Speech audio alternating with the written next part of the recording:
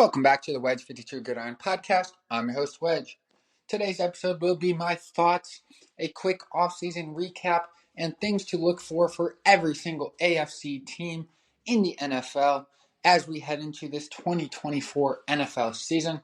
Before we jump in today, please make sure you press that link below and follow me on all platforms. Turn on post notifications to stay up to date on everything Wedge 52 Gridiron, everything Baltimore Ravens related throughout this entire 2024 NFL season.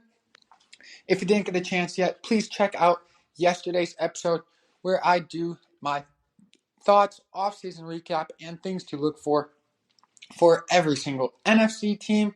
With that being said, let's jump into today's episode with every single AFC team's off-season recap, thoughts, and things to watch for the 2024 season. Starting off with the AFC East, we're going to start off with the Buffalo Bills. They lost their wide receiver dynamic duo between Stephon Diggs and Gabe Davis. Both of them gone. However, they did draft rookie wide receiver Keon Coleman out of Florida State, as well as picked up Curtis Samuel, Chase Claypool, Marcus Valdes-Scantling, and Mack Hollins in free agency. They're going to pair up those new wide receivers to go with running back James Cook and tight ends Dalton Kincaid and Dawson Knox. Obviously, Josh Allen at the quarterback helm.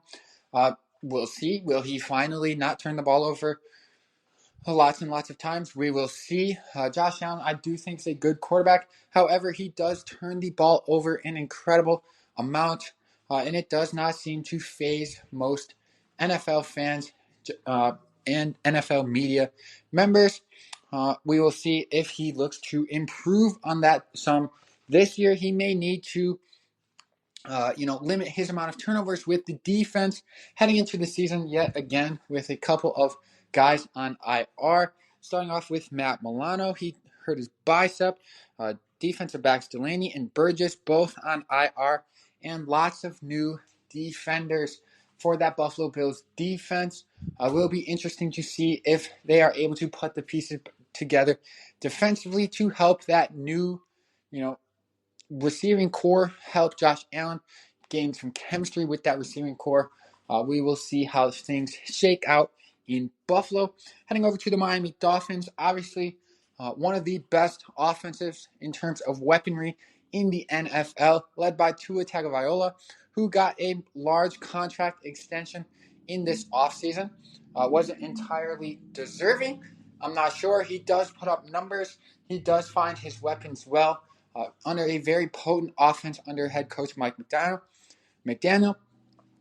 Tua, though, however, doesn't have many individual accolades. Not, definitely top of the league in yards and touchdowns the past couple of seasons, but with an incredible wide receiver core, with very good running backs. How much of that is to Tua's credit? But props to him. He got his money. Hopefully he can step it up in terms of the Dolphins' sake. Kind of win some of those bigger games. Those weapons I'm talking about, Devin Achane, rookie last year, who had a phenomenal year. Raheem Mostert's had a resurgence in Miami. And then, of course, Tyreek Hill, Jalen Waddle, incredible wide receiver duo. Tyreek Hill, top 3.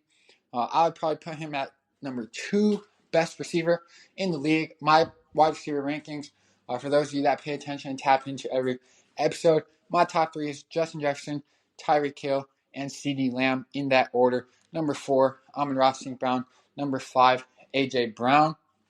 Number 6, probably Devontae Adams. Haven't looked at things past, my main 5 there. But moving on, they also added Odell Beckham Jr. to that receiving core. He will, however, start the season on the PUP list, missing at least the first 4 games of the season. Defense kind of ranked in the middle last season.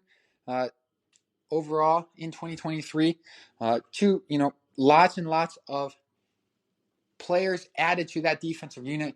Hopefully some of them can make an impact on that Dolphins defense. They did, however, lose Wilkins and Xavier Howard. Some of the guys they added, Calais Campbell, Harris on the defensive line, Brooks and Walker linebackers, and defensive backs of Jordan Poyer, Fuller, and May. Lots of defensive additions. hopefully that defense for Miami can, help that Miami offense out some more this year. Last year, the Dolphins had to score a lot of points and able to be able to win games. That's why they ended up losing a lot of games to teams above 500 because their offenses were more capable, more of a well-rounded team rather than just, bad defenses that Miami offense could expose and take over. Moving into the New York Jersey Jets, Aaron Rodgers is back after tearing his Achilles 4 plays into the season last year for the Jets. He's going to be teaming up now, hopefully for the Jets' sake, hopefully for his sake, teaming up with Breece Hall, running back who has developed a lot over the past couple of years since he's been in the league, has really made a name for himself in that running back position, teaming up with wide receiver Garrett Wilson in a receiving core that the Jets decided wasn't good enough for Aaron Rodgers once he returned to healthy status. They added free agent wide receiver Mike Williams, who has struggled with injuries, but I do think has potential to be productive for the Jets now. They picked him up in free agency as well as drafted Malachi Corkley from Western Kentucky in the NFL draft back in April. Not much movement on that defensive side of the ball. They do have Sauce Gardner, one of the best cornerbacks in the league, and they did make an effort to improve that offensive line out there in New Jersey for the Jets. Moving into the Patriots, they recently named Jacoby Brissett will be the starter in New England. Obviously, they drafted Drake May, third overall out of the University of North Carolina. He will sit on the bench. He will learn from Jacoby Brissett, at least for now. That Patriots, staff as well as players on a complete overhaul. All new coaches, new head coach, new OC, new DC, led by their new head coach and former player for the New England Patriots. I definitely think that he can do some good things. Obviously, seems to have the locker room more amped up. Just being a foreign player, not being Bill Belichick anymore. So good news for the Patriots there. They did pick up quite a few offensive weapons, hopefully to, probably eventually help Drake May once he transitions to that starter role. However, Jacoby Brissett is a solid quarterback, veteran guy, been around the league, knows how to, perform in games. Is he elite? No, but he can do the job for a little while. They signed Antonio Gibson, running back, KJ Osborne, the receiver, and Austin Hooper, the tight end, as well as drafting wide receiver Jalen Polk in that draft back in April. Moving on to the AFC West, starting with the Kansas City Chiefs. There's not much to say. Going for a three-peat. They signed Hollywood Brown, as well as drafted Xavier Worthy. So the Chiefs, instead of, playing it subtle, just riding it out, running back, the Chiefs went out and attacked, got even more weapons for Patrick Mahomes, best quarterback in the league.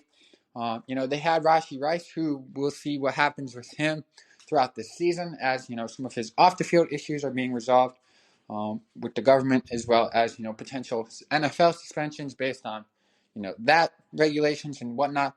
But as of right now, Rashee Rice not suspended. In the Chiefs, instead of saying, we have Rashee Rice, we have Travis Kelce, let's just focus on other things.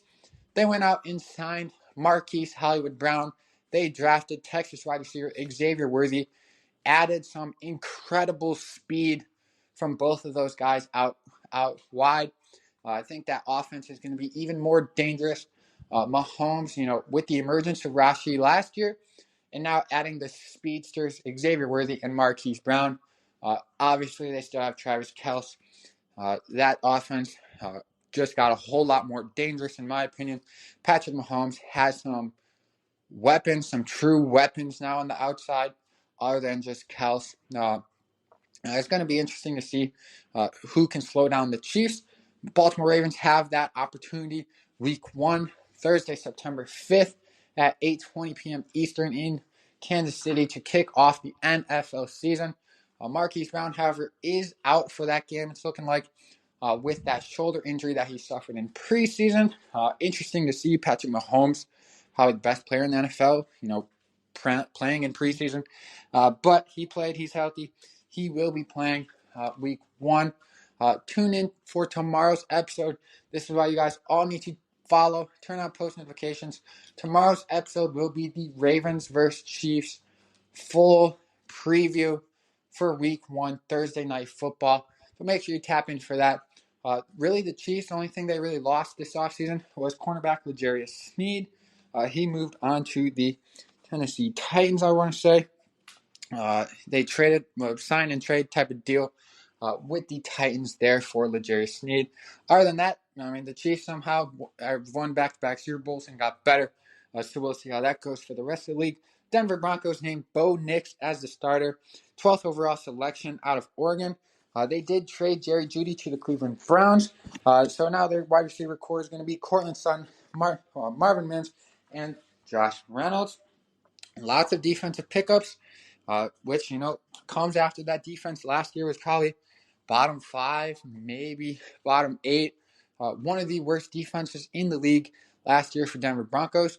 Hence the amount of pickups for that defensive unit this season. We'll see if Bo Nix is capable of winning some ball games.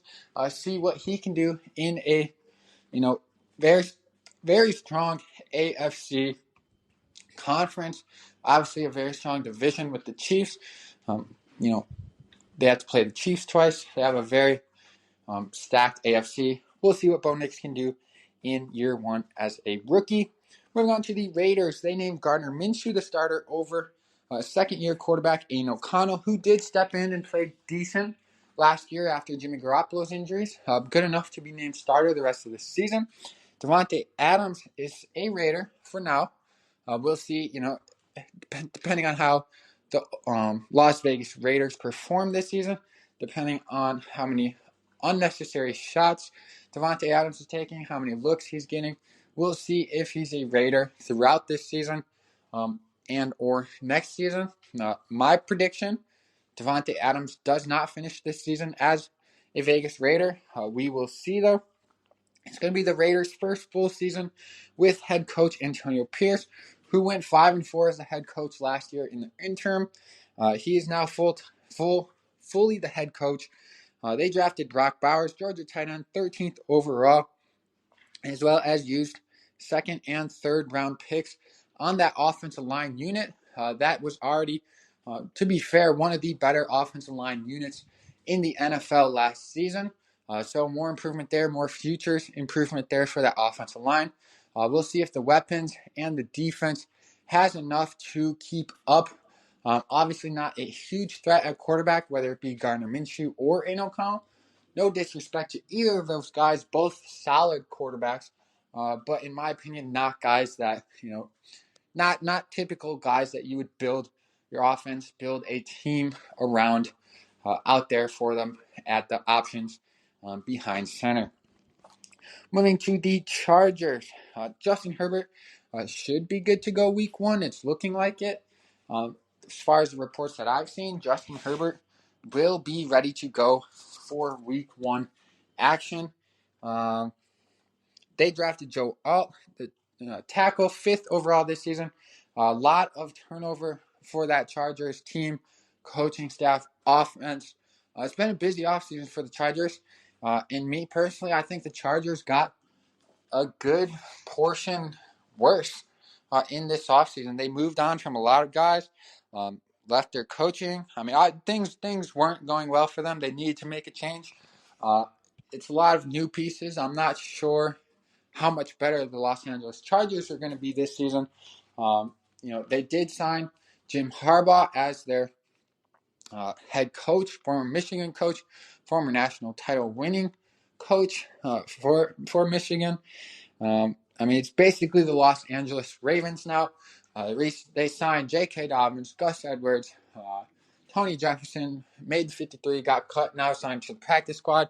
They had director of player personnel Joe Horowitz from the Ravens is now, I want to say, potentially GM for the Chargers. They signed offensive coordinator, former Ravens offensive coordinator Greg Roman. It's essentially the Los Angeles Ravens out there in LA. So it'll be interesting to see. They did pick up some receiver guys. They lost Keenan Allen. They lost Mike Williams. So to fill those voids, they're attempting to do that with wide receiver DJ Chark, as well as they drafted Ladd McConkey, 34th overall, for Justin Herbert to hopefully have some weapons. They're definitely hoping for Quentin Johnson to finally step up. Quentin Johnson needs to, do something. He's been struggling early on in his career. First 2 years for him have not gone as planned when they picked him up out of TCU. First year, I believe maybe he's a rookie last year. Either way, you clearly haven't produced enough for me to, fully remember when you're even drafted. Quentin Johnson, I believe, second year, but tough position for him. Hopefully, he's doing better. From what I've seen, he's been struggling at training camp. So we'll see if Herbert, can find his other new receivers, and kind of, I guess, really see what kind of scheme we're going to see here out of Greg Roman and Harbaugh.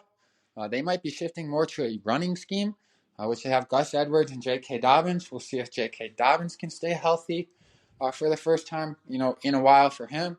And then Gus Edwards, who I do think is a solid back workhorse. He'll be asked to really fill in as running back one for LA. And then lots of free agency and draft work for the Chargers on that defensive side of the ball. They were able to work out some contract, things defensively early in this offseason to kind of keep some of those pieces. Also did quite a bit of work on the defensive side of the ball. Moving to the AFC North, the Baltimore Ravens, big trust. Check out, previous episode, I think 2 episodes ago. I did a full dive into the Baltimore Ravens offseason. I did, position by position breakdown of my thoughts. Go tap into that episode to hear more about the Baltimore Ravens, as well as, once again, please press those notification buttons so you can be the first to know tomorrow when the Chiefs versus Ravens NFL season kickoff game preview releases tomorrow on all platforms. Heading into the Cincinnati Bengals, Joe Burrow is healthy? Question mark. He is healthy. There was some early reports early in the offseason about the long-term health and long-term implications of the wrist injury, of the work that he had done on his wrist, and how that's going to affect him long-term in his career. But as of now, he has been deemed healthy, clear for contact. He will be ready to go week 1. They lost running back Joe Mixon in a trade to Houston. And they picked up Zach Moss, as well as pairing him up with Chase Brown, who had a couple of good games last year for Cincinnati Bengals at the running back position. In terms of wide receivers, they have Jamar Chase and T. Higgins. Tyler Boyd left via free agency. Jamar Chase, as of the time of recording, has not signed a deal, has been holding out, has not been participating in practice. He wants an extension. He wants to fit in with all of the wide receivers this year, making big deals. Amon-Ra St. Brown, Justin Jefferson, CeeDee Lamb, etc.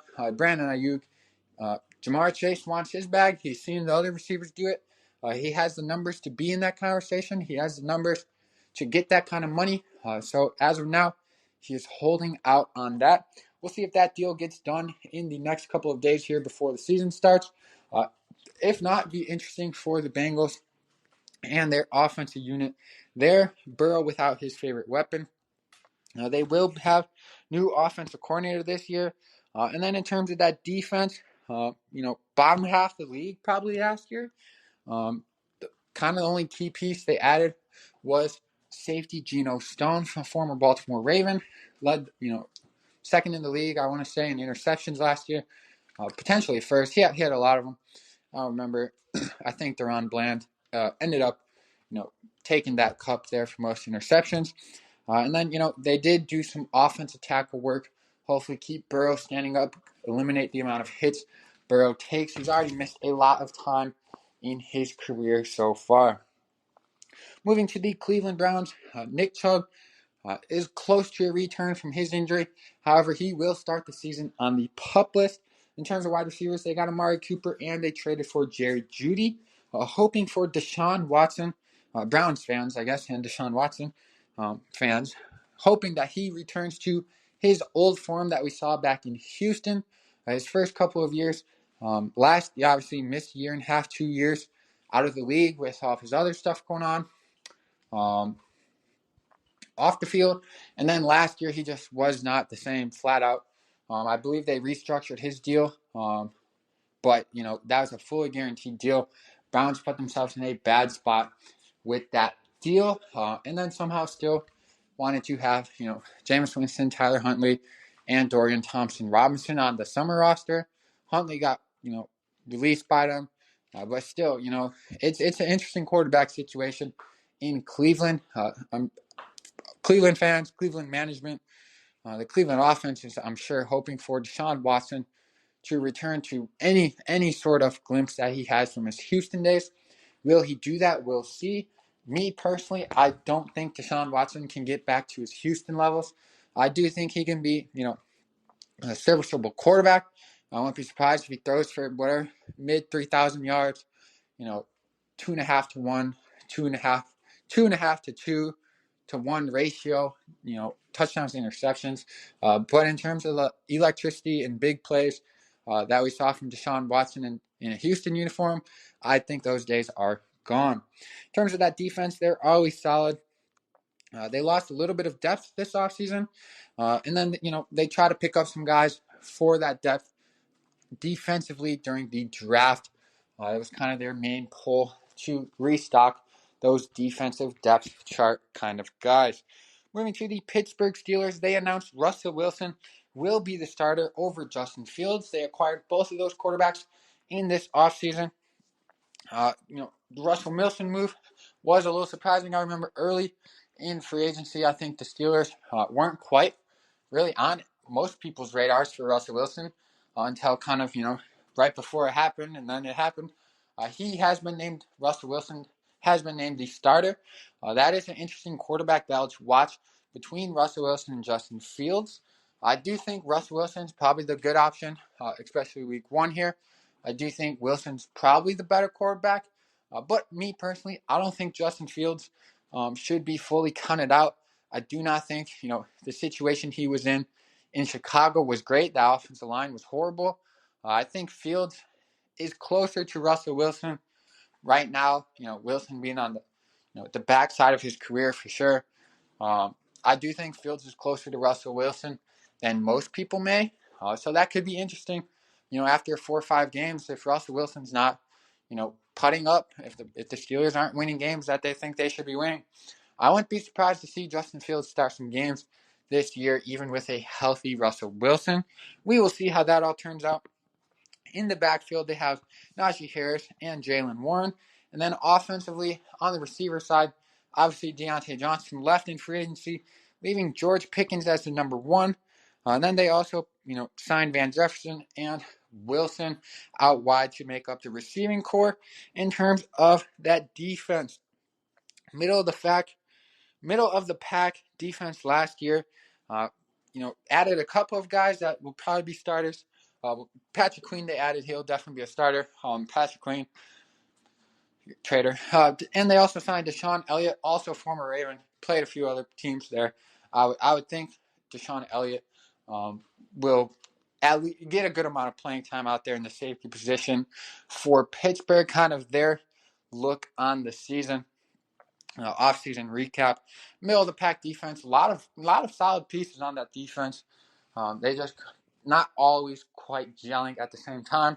Also playing in a very hard division, playing Baltimore offense twice, playing that Cincinnati offense twice, playing that Cleveland offense twice a year is tough task for any defense. Let alone a defense that's about middle of the pack. Regardless. So, moving to the last division of the AFC, which is the AFC South. The Houston Texans, year 2, CJ Stroud. CJ Stroud last year, one of the best quarterbacks in the league. Last year as a rookie, I think, hands down, I think he won the Rookie of the Year. I honestly don't pay attention too much to the awards unless it's MVP or Super Bowl MVP. But CJ Stroud, 99% share, Offensive Rookie of the Year over Puka Nacua. We'll see what he can do in year 2. they saw a quarterback. They saw him with lots of potential. And what did they do? They went out and got him weapons galore for that Houston Texans offense. They added running backs Joe Mixon and Cam Akers in the backfield, and then went out and got Stephon Diggs to pair up with Nico Collins and Tank Dell, along with tight end Dalton Schultz. That receiving core is going to be absolutely crazy. A healthy Tank Dell, Nico Collins, and a Stephon Diggs, who's now, some of the pressures alleviated off of him having to be, number one receiver without a doubt. Obviously, Gabe Davis, good receiver, had his big games with, that you could expect Gabe Davis to have a 3-touchdown game once or twice a year, and that was good. Gabe Davis was good, but everyone knew in Buffalo Diggs was the guy. Diggs was who you had to cover. Now to take some of that pressure off him with young talent, young fast talent, Nico Collins, Tank Dell, solid running backfield. Dalton Schultz is solid, and already elite in his second year. C.J. Stroud quarterback, who's probably, I haven't made a quarterback rankings list. I would say C.J. Stroud at worst is maybe top 8 in the league. Most likely better. That Houston team, I do think, is going to be very scary this year. In terms of defense, they added a lot of help there defensively as well. Some of the guys, defensive lineman Daniel Hunter, and then a couple of DBs. More names than just these 3 guys, but Hunter on the D line, Jeff Okudah and Desmond King, defensive backs. I added a couple more guys there as well. I do think Houston's going to be scary. I think C.J. Stroud is legit. We will see. It'll be a true test for him. Come out in year 2 and do it. He's got more weapons than he did last year, and last year he did perfectly fine. We will see. Moving into the Indianapolis Colts, Anthony Richardson is back and healthy after missing a majority of last season with that shoulder injury. He left 2 games because of injury out of, I think, the 4 he played. Definitely, hopefully for his sake, he learned to protect his body, learned that you can't hit these guys who's been in the NFL as many times as you could hit them in college. A lot bigger guys, a lot faster guys. It's a different league for a reason. There's a reason that most college players don't make it to the league. Anthony Richardson hopefully protects himself. I think he can be a solid quarterback for the Colts. Pretty much no free agency moves out of the Colts during this offseason.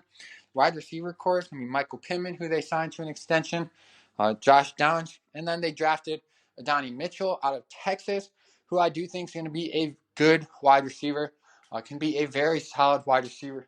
2, I'm projecting in his first year over Downs, potentially. I wouldn't be surprised if a year or 2 from now, Adonai Mitchell isn't wide receiver 1, even over Michael Pittman. Regardless, that duo, has the keys, has the potential to be very solid for the next few years between Pittman and Mitchell. Offensively, they're out wide. And then, of course, let's not forget running back Jonathan Taylor, one of the better running backs in the league. Still an Indianapolis Colt after a whole bunch of drama between him and the owners and yada yada. And then moving into the defensive side, last year kind of mid to maybe bad defense, probably in that 15 to 25-ish range for their defense. Not really any personnel improvement. Like I said, not much action at all in free agency from the Colts. They kind of just relied on the draft, relied on a couple of extensions, new deals. Obviously, a healthy Anthony Richardson at quarterback is kind of what the Colts' plan was this season. We'll see how they turn out this year. And then moving to the Jacksonville Jaguars, Trevor Lawrence, massive extension. I think, out of the 3 massive extensions for Tua, Jordan Love, and Trevor Lawrence, in terms of quarterbacks, younger type quarterbacks that haven't really, to be fair, haven't done anything. Yes, they put up numbers. They put up some good numbers. Tua, especially. Lawrence, not far behind. But to be honest, haven't done anything. Haven't won a Super Bowl. Haven't been to AFC Championship or Conference Championship game.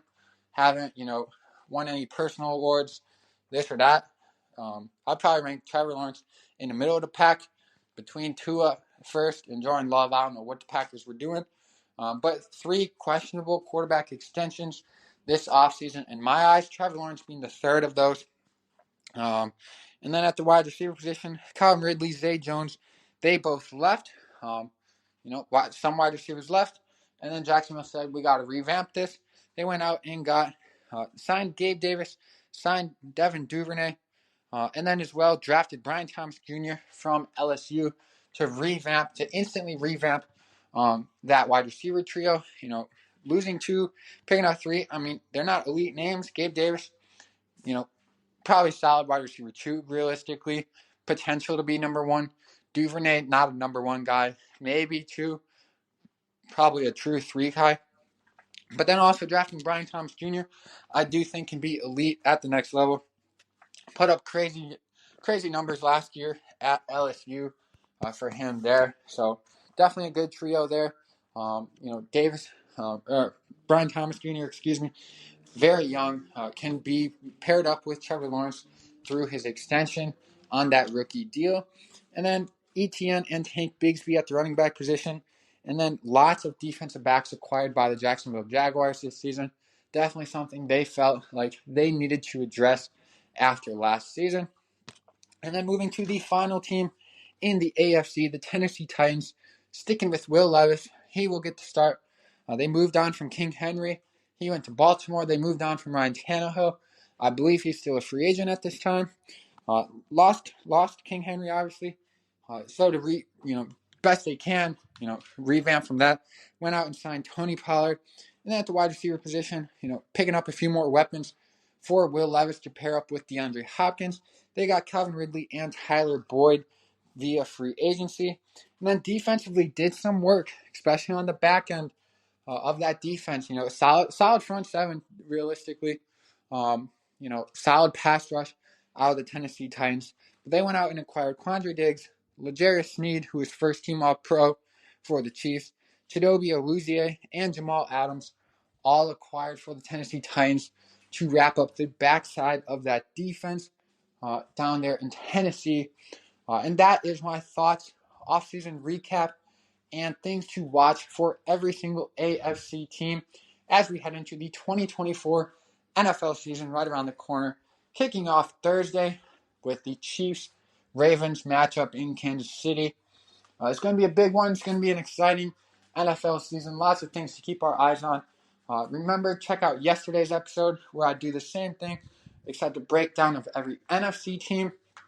And tap in, follow me on all platforms, and be ready for tomorrow's episode, the Ravens-Chiefs, NFL kickoff preview.